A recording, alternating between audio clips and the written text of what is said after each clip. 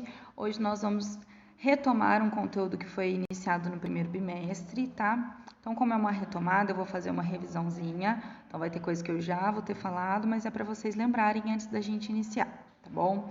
Então, primeira coisa, gente, o que eu falei com vocês? O que é matéria? Matéria é tudo que tem massa e ocupa lugar no espaço. E ela é formada pelo quê, gente? A matéria é formada por átomos, tá?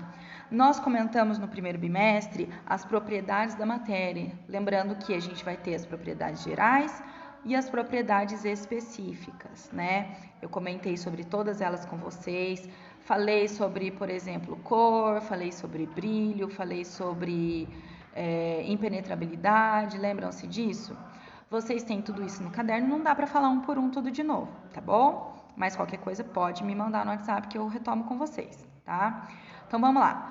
O que eu falei também, gente? Falei sobre o átomo, né? Que seria a menor parte da matéria. Lembrando-se que hoje em dia a gente já sabe que o átomo ele pode ser quebrado em partes menores ainda, tá? A gente tem as partículas do átomo, a gente tem a estrutura do átomo. Quais são as estruturas do átomo, gente? Então, eu tenho o meu núcleo e eu tenho a minha eletrosfera, que é a parte ao redor do núcleo, né? No meu núcleo, quais partículas que a gente tem, que a gente vai falar aqui na escola com vocês? No núcleo, eu vou ter prótons e nêutrons. Quem são os prótons? Prótons são as partículas de carga positiva. Nêutrons são as partículas que têm carga nula. E ao redor do núcleo eu vou ter quem? A eletrosfera, né? Na eletrosfera eu vou ter as partículas denominadas elétrons, que são as partículas negativas. Gente, lembrando que um átomo em equilíbrio, eu vou ter a mesma quantidade de prótons e de elétrons, tá? Nêutrons pode variar, mas se o átomo ele está em equilíbrio, ele não ionizou, ele não está nem positivo, nem negativo, ele não formou nem um cátion, nem um ânion, então ele é um átomo em equilíbrio, ele é um átomo neutro. No átomo neutro eu vou ter, se eu tiver 3 prótons, eu vou ter 3 elétrons, tá bom? Não se esqueçam disso porque eu vou passar um exercício disso para vocês. Continuando. Coloquei aí uma imagem para vocês. Se vocês observarem, gente, a menor parte do meu átomo é justamente o meu núcleo. Mas, embora o meu núcleo seja pequeno em vista da eletrosfera, em vista do tamanho total, da extensão total do meu átomo, o meu núcleo é onde eu tenho a maior massa do meu átomo. Para eu calcular a massa de um átomo, eu vou ter que pegar o quê?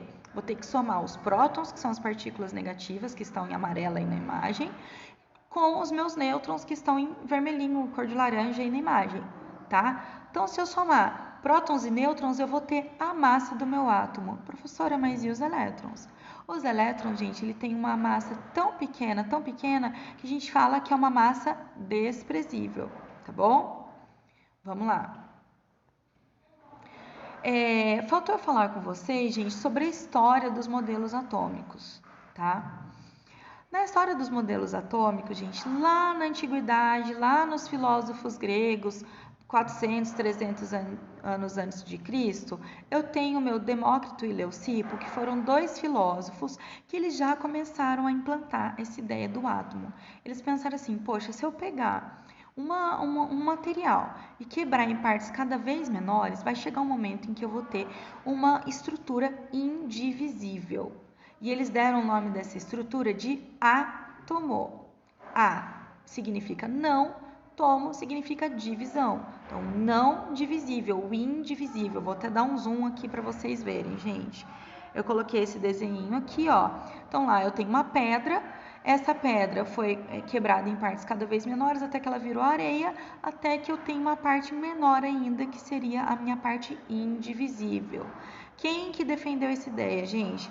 Foi o Demócrito e o Leucipo, tá? Aí, gente, o que acontece? O Aristóteles, que foi um dos maiores pensadores gregos de todos os tempos, ele pensou, não tem nada a ver isso daí, vocês estão viajando, eu acho que a matéria é formada pelos 4 elementos. Quem são os 4 elementos? Ar, água, terra e fogo. Ponto, não tem nada disso de matéria indivisível, de coisa menor, não tem nada disso. Toda a matéria que existe no mundo, ela é formada por esses 4 elementos. Como ele era um filósofo de grande notoriedade, então ele foi responsável por guardar essa ideia do átomo na gaveta e ficou guardada na gaveta por muitos e muitos anos. Até que um cientista chamado John Dalton retomou essa ideia, tá? Então vamos lá falar do Dalton. Em 1803, o Dalton propôs que o átomo existe, tá? Que seria a menor parte da matéria e que ele seria como uma bola de bilhar, uma esfera maciça, indivisível e indestrutível. Gente, hoje a gente sabe que dá para dividir o átomo, tá? Mas na época não se sabia, isso foi em 1800, há muito tempo atrás. Não tinha nem como fazer muito experimento na época sobre isso. Então ele retomou essa ideia e aí os cientistas ficaram de olho nessa ideia e começaram a tentar fazer experimentos e propor teorias que explicassem o comportamento da matéria, tá?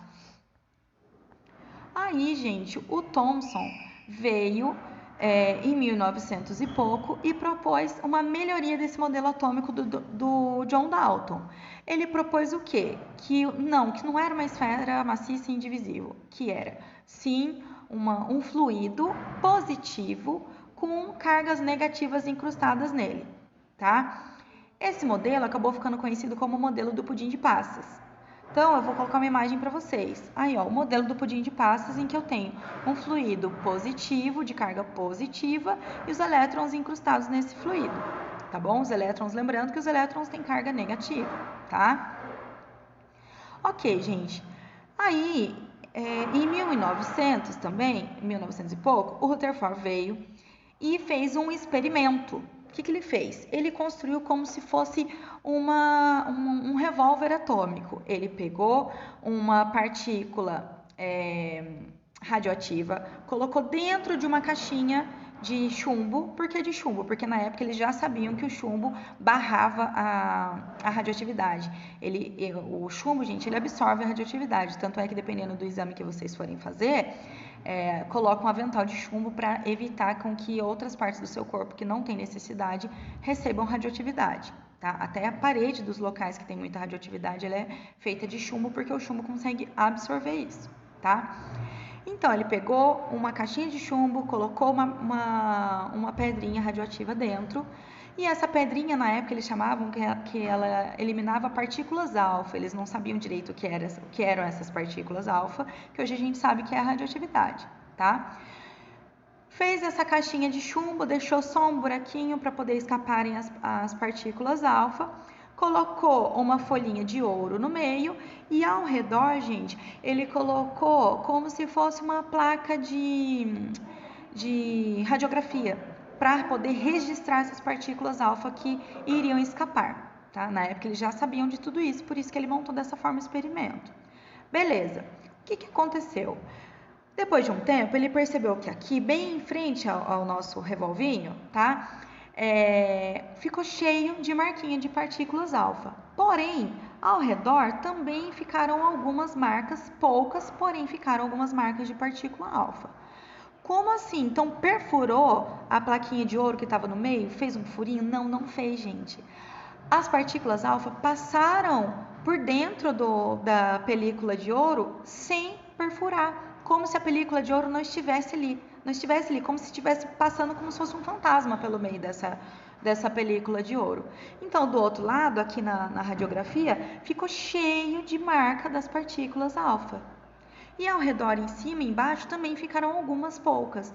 Então, o que ele falou? Poxa, parece que a maior parte consegue passar pelo meio da folhinha de ouro, porém, algumas eu acho que batem em alguma coisa lá dentro da folhinha de ouro e ricocheteiam. Então, o que ele pensou? Opa, então eu acho que esse átomo tem um núcleo pequeno, bem pequeno, e por isso que a maioria das partículas alfa consegue passar pela folha de ouro. Porém, quando essas partículas alfa batem em algum núcleo, essa partícula alfa ricocheteia e vai para cima, ou vai para baixo, vai para o lado. Tá? Então, ele pensou, se a maior parte consegue passar pela folhinha de ouro, e atingir o outro lado, né, na placa que eu deixei para marcar as minhas partículas alfa, então significa o quê? Significa que provavelmente meu núcleo é muito pequeno e eu tenho uma nuvem de elétrons, várias camadas de elétron ao redor desse núcleo, e ali onde ficam os elétrons ao redor do núcleo do átomo, as partículas conseguem passar, porque ela é bem espaçada. Só que o núcleo, que ele é bem denso, é onde bate e ricocheteia, tá? Aí ele propôs o quê? Que o átomo teria um núcleo pequeno em relação ao tamanho total do átomo, de carga positiva e que concentra a maior parte da massa do átomo. Propôs o quê? Que ao redor do núcleo eu teria os elétrons, que teriam carga negativa, e seria como se fosse um modelo planetário, como se fosse o Sol com os planetas ao redor dele, tá? Aí eu coloquei uma imagem para vocês, tá vendo o núcleo bem pequenininho, em cor de laranja, de carga positiva, e ao redor os meus elétrons, tá? Aí, gente, o Bohr gostou desse modelo do Rutherford e veio para melhorar esse modelo. Então, o que ele através de experimentos, o que ele chegou à conclusão? De que sim, o átomo tinha, a menor parte seria o núcleo, que teria carga positiva, porém ele já incluiu os nêutrons também. Lembra que o núcleo do átomo ele tem os prótons e os nêutrons, tá? Ele propôs que a eletrosfera teriam várias camadas com níveis diferentes de energia. E ele propôs que seriam 7 camadas. Hoje a gente sabe que tem as 7 camadas e também as subcamadas, tá bom? Então, vou colocar o modelo aí para vocês verem. Nessa tabelinha, gente, eu mostro aí as camadas, né, de K até a Q. Então, K, L, M, N, O, P, Q. 7 camadas, certo? Cada camada tem um nível de energia, um nível máximo de elétrons que vai conter. Então, na camada K, eu tenho no máximo 2 elétrons. Na camada L, eu tenho no máximo 8 elétrons. Mas, professor, então todo o átomo vai ter 2, vai ter 8, vai ter 18 em cada camada? Não. Vai depender da quantidade de elétrons que o meu átomo tem. Então, por exemplo, se eu tenho um átomo que tem 6 elétrons, eu vou ter somente a camada K com 2 e a camada L, em vez de ter 8, vai ter 4, porque o total dele é 6, tá? Aí, gente, eu coloquei a imagem do modelo do Bohr, que ele veio para aprimorar o modelo do Rutherford. Tá vendo? Eu tenho o nosso núcleo com prótons e nêutrons, e eu tenho as minhas camadas. Aqui só está representado até a camada M para poder ficar melhor na imagem, mas é até a camada Q, tá bom? Atualmente, gente, eles acreditam que o átomo ele tem um núcleo bem pequeno e uma nuvem de elétrons ao redor do núcleo, tá bom?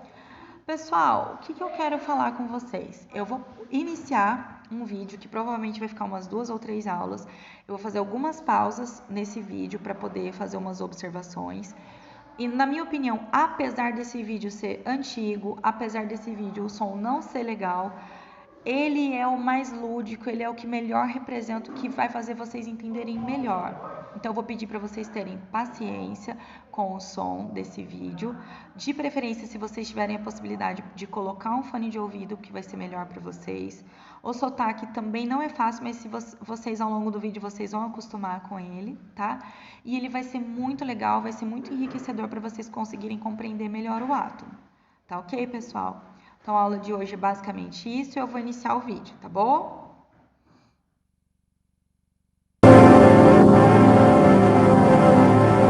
Há muitos, um escritor e engenheiro falou do gênio de um homem que descobriu a força do universo e que a empregou para fazer mover seu navio a 20.000 léguas submarinas. Idade em que não confiava, resolveu destruir a sua obra.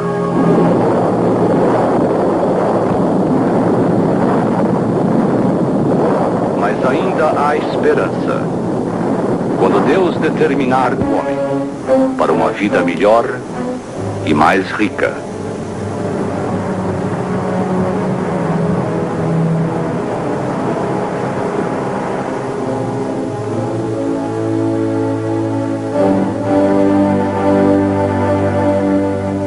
O fictício às vezes estranhamente se torna fato. O nosso estúdio produziu o imortal conto 20.000 léguas submarinas, romance do famoso submarino. De acordo com a história, Nautilus movia-se por uma força mágica. Hoje, a história é realidade.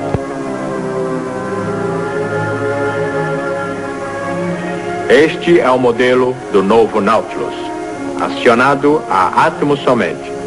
O primeiro exemplo da potência útil do átomo que acionará as máquinas da era atômica. O átomo é nosso futuro.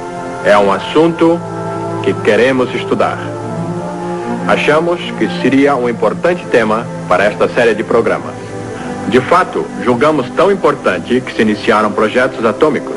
Assim, fizemos planos para uma exibição na Disneylândia que mostrará energia atômica em ação. Nossos projetos atômicos aqui no estúdio são os seguintes.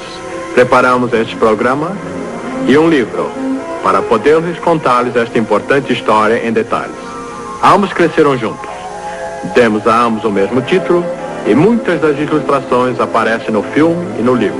Como podem ver, aprofundamos-nos demais no campo da ciência física. Não pretendemos ser cientistas, contamos histórias. Combinamos o talento de artistas com a ciência de outros. Foi contratado um conhecido cientista para estabelecer o nosso departamento. Seu primeiro trabalho foi escrever um livro sobre o átomo e ajudar-nos a organizar este programa. E para contar-lhes a história de nosso amigo átomo, aqui está o autor do nosso livro, o Dr. Heinz Haber. Ao desenvolver nossa história do átomo, fizemos uma descoberta. Era bem científica, mas subitamente percebemos que era quase um conto de fadas. Por estranha coincidência, nossa história tomou aspectos da velha fábula de Mil e Uma Noites, o pescador e o gênio. A história do pescador e o gênio é a história de todo homem em busca de um poderoso gênio que possa fazer tudo para ele. Era uma vez um velho e pobre pescador. Um dia, depois de lançar sua rede ao mar muitas vezes, sem sucesso, encontrou nela um vaso de bronze.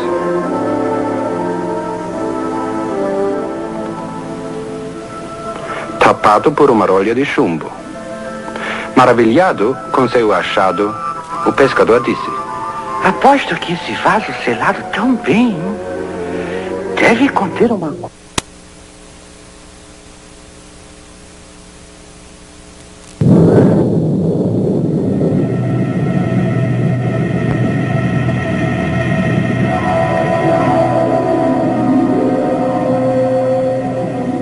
Saiba que por isso você terá de morrer. Valha-me Deus! Pelo menos diga-me por quê. Como estive preso naquele jarro por muitos séculos, minha ira cresceu e cresceu até que jurei matar meu libertador. Que cruel ardil do destino. Ardil? Ô gênio! Já que você resolveu me matar, responda a minha última pergunta.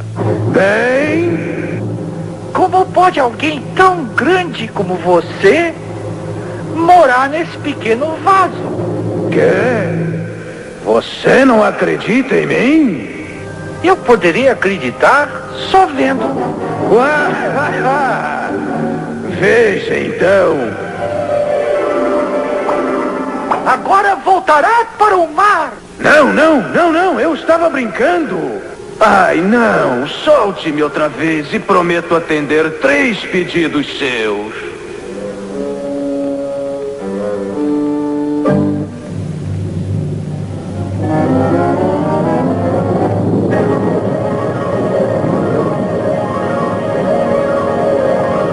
Embora possa parecer estranho, a história do átomo é igual a esse conto de fadas.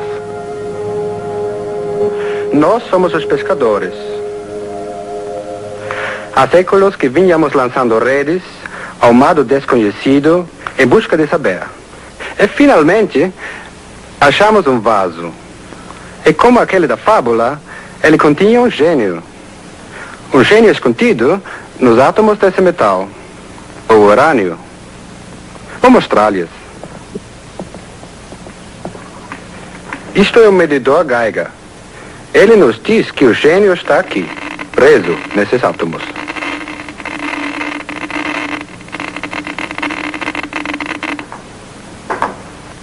E essa é nossa história. Como o vaso foi descoberto, como o gênio foi libertado, como o primeiro ameaçou matar e como finalmente foi forçado a dar-nos 3 classes. Nossa história começa na velha Grécia, 400 a.C. Naquele tempo, o homem acreditava que tudo na Terra fosse composto de 4 elementos somente: terra, ar, água e fogo. Mas Demócritos, um filósofo daquela era, pensava que esses elementos pudessem ser divididos em partículas menores e deu a elas o nome de átomos, que significa partículas indivisíveis. Eu posso esmigalhar isto e transformar esta terra em pó. Se eu pudesse reduzir este pó a partículas infinitesimais, eu teria átomos. Esta praia parece um tapete sólido. Contudo, se a examinarmos mais de perto, veremos que é composta de milhões de grãos de areia. Se considerarmos átomos estes grãos de areia, poderemos juntá-los e dar-lhes a forma que desejarmos. E é assim que a natureza usa essas pequenas partículas, esses átomos, para compor todas as coisas: a terra, a água, o ar e o fogo. Se o ar e o fogo são compostos de pequenas partículas, como é que se elevam? Essas partículas cairiam sobre a terra como chuva de cascalhos. O homem que não concordou com Demócritos foi Aristóteles, o famoso filósofo grego. Sua filosofia guiou o pensamento do homem nos 2000 anos que se seguiram. Por isso, o conceito do átomo se perdeu no decorrer dos séculos. No século XVII, o homem resolveu pensar e agir. Sua filosofia tornou-se ver para acreditar. Inventou o telescópio e esse instrumento mágico aumentou consideravelmente o alcance de sua visão. Ele viu as montanhas e as crateras da Lua.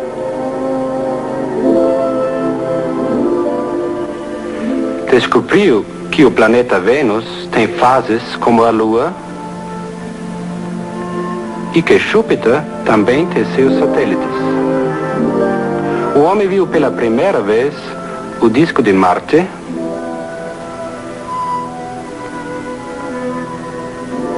e os belos anéis de Saturno.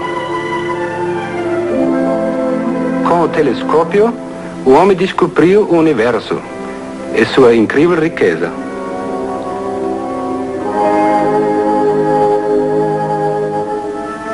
Na mesma época, um segundo instrumento poderoso foi inventado: o microscópio. Com ele, o homem passou a explorar um mundo de coisas diminutas, cheio de desenhos e padrões. Esses desenhos e padrões foram observados em coisas comuns, como a madeira, nas penas dos pássaros, nos insetos,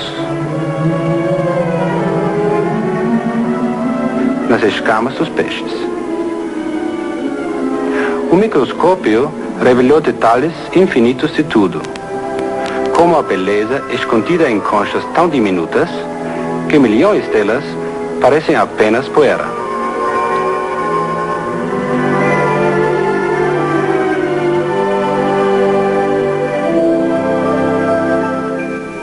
Até uma gota d'água revela formas de vida nunca observadas antes. Plantas e animais monocelulares. O microscópio permitiu ao homem estudar a natureza em miniatura e suas fantásticas formas de vida.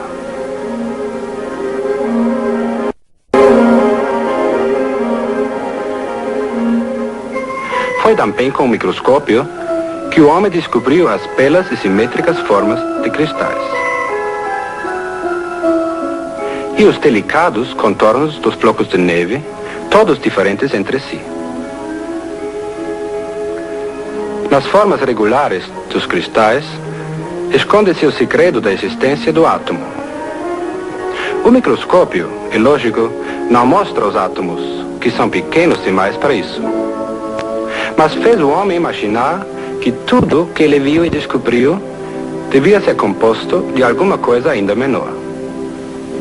Um dos primeiros a explorar o mundo microscópico foi John Dalton, químico inglês. Isto no começo do século XIX. Foi ele quem reviveu a ideia do átomo. Demócritus tinha razão. Tudo é feito de átomos. O cobre, por exemplo. Meus desenhos mostram como os átomos estão agrupados. Eles são como que pequenas bolas indestrutíveis, com uma força desconhecida agindo entre eles.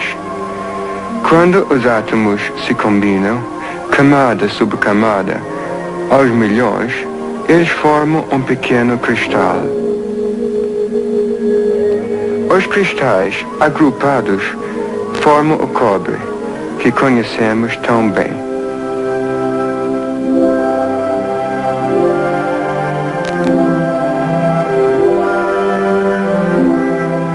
Há também átomos de ouro e de prata. Átomos diferentes por toda a parte. Átomos de enxofre num fósforo, carbono em todo lápis, mercúrio nos termômetros. Nos corpos simples, os átomos são todos do mesmo nome.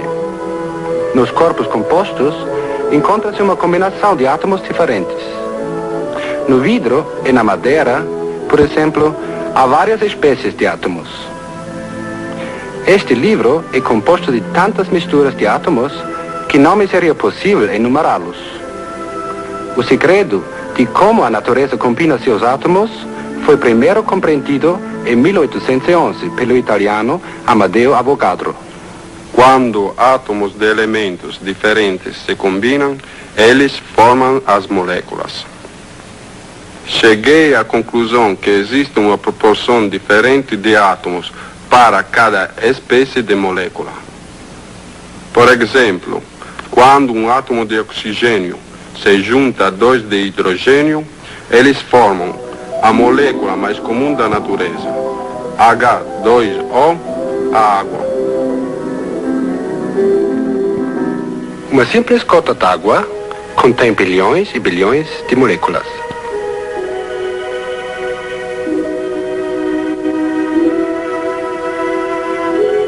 São tão pequenas que não podem ser vistas, mesmo com um poderoso microscópio. Mesmo assim, o microscópio revela um fato importante sobre átomos e moléculas. Ele mostra que estão em movimento constante. Aqui estão partículas de poeira numa gota d'água. E vocês podem observar que se movem empurradas pelas moléculas d'água. Foi há mais de 100 anos que o microscópio revelou pela primeira vez que átomos e moléculas estão sempre em movimento. Agora, numa chama, por exemplo, o movimento dos átomos e das moléculas é extremamente violento. E é por isso que a chama é quente. Em nossa pele, há órgãos que podem sentir esse movimento na forma de calor ou mesmo de dor. No vidro, ao contrário, as moléculas se movem mais devagar. E por isso nos transmite uma sensação mais normal. No gelo, as moléculas também se movem, mas muito lentamente. Por isso, o gelo é frio. Examinemos o calor sobre um óleo atômico, por assim dizer. Os átomos, é lógico, não se queimam. Eles simplesmente se arranjam de outra maneira para formar resíduos e cinzas.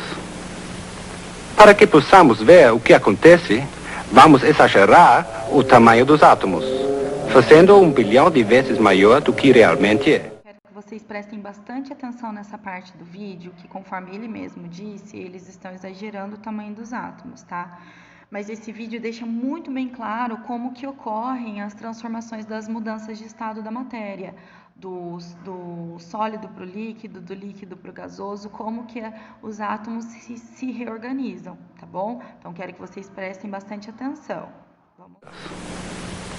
Para que possamos ver o que acontece, vamos exagerar o tamanho dos átomos, fazendo 1 bilhão de vezes maior do que realmente é.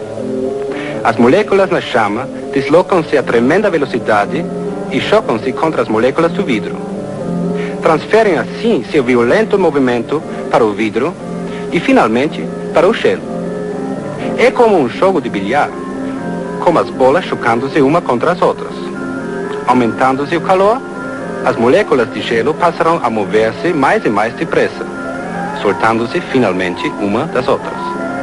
Resultado, o gelo se derrete. À medida que o movimento das moléculas se torna ainda mais violento, a água começa a ferver. As moléculas são empurradas para fora da superfície da água em forma de vapor. As moléculas do vapor d'água movem-se com força suficiente para levantar a tampa do vaso. Portanto, existe força no vapor d'água. Força capaz de deslocar muitas coisas.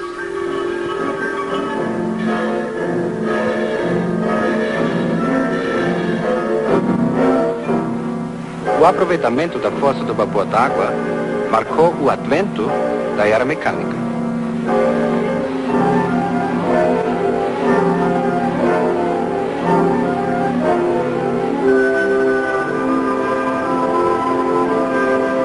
Pessoal, para a aula não ficar muito extensa, então vou dividi-la em duas, tá? Vou encerrar o vídeo por hoje, mas na próxima vai ser a continuação do vídeo e algumas observações que eu vou fazer, tá bom? Então é isso, pessoal, até semana que vem.